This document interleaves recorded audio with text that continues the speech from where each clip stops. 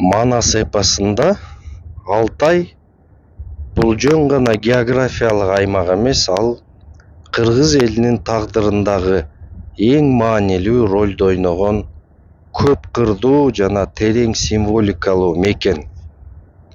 Эпоста Алтай бир нече негизги багытта сүрөттөлөт. Ата-бабанын ыйык жери катары, аргасыз баш калкалоочу жай катары, баатырдын киндик каны тамган алтын бешик жана кайрадан күчкө толуп ала тоого кайтууга даярдык көргөн мекен.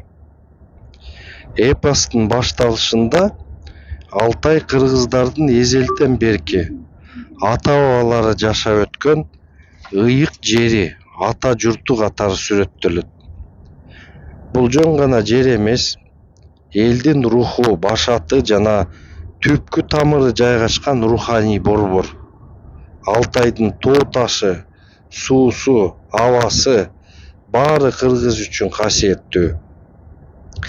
Эпоста Алтайга болгон терең урмат, сый жана сагыныч сезимдери баяндалат.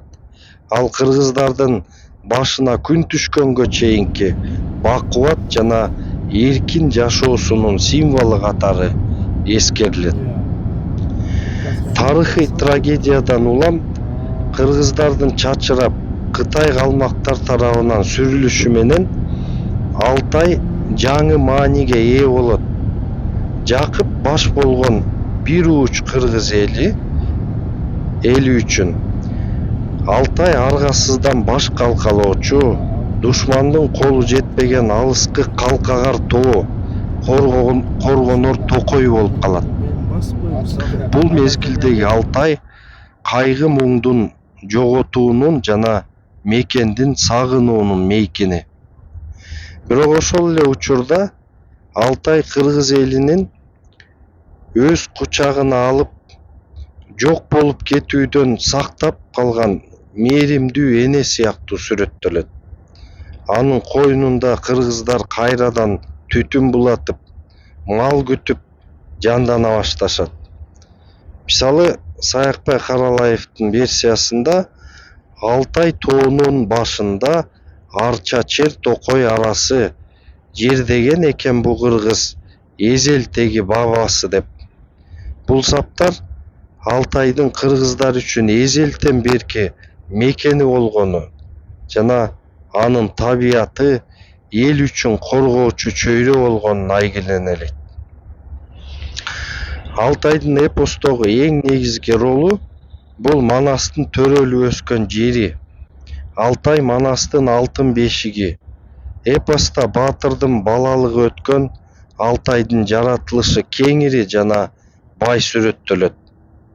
Алтайдын тоолору бийик, токойлору калың, аркар кулжа, кийиктер көп, жайыттары кенен жана чөптүү деп баяндалат.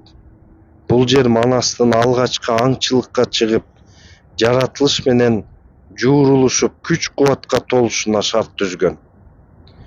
Алтайдын жаратылышы Манастын өзгөчө бала болуп төрөлүшүнө жана анын касиеттүү баатыр болуп жетилишине таасир эткен ыйык чөйрө катары берилет. Анын тоо ташы, дарыялары келечектеги баатырды душмандан сактап, ага руханий күч берип тургансый. Манас өзүнүн алгачкы эрдиктерин дал ушул Алтай жеринде көрсөтөт. Ал жергиликтүү калмактардын зордугуна каршы чыгып, элин коргоп, жаштайынан эле өзүнүн болочок улуу баатыр экенин тастыктайт. Ошентип Алтай баатырдын канат байлап учканга даярданган жери. Эпостун өнүгүшү менен Алтай кыргыздар үчүн убактылуу тура турган жай экени айкын боло баштайт. Алтайда туулган Манастын жана анын элинин эң башкы максаты чачылган кыргызды бириктирип, ата-бабанын түпкү жери болгон ала тоону душмандан бошотуу.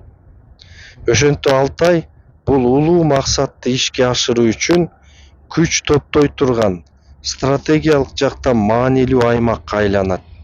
Бул жерде Манас чоңоюп, кырк чоросун чогултуп, элди бириктирип, улуу газатка аттанууга даярдык көрөт.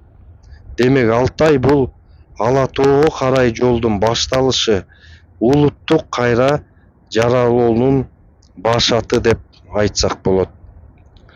Жыйынтыктап айтканда, Манас эпосунда Алтай бул кыргыз элинин тарыхый эс тутумунун, тагдырынын жана үмүтүнүн күзгүсү.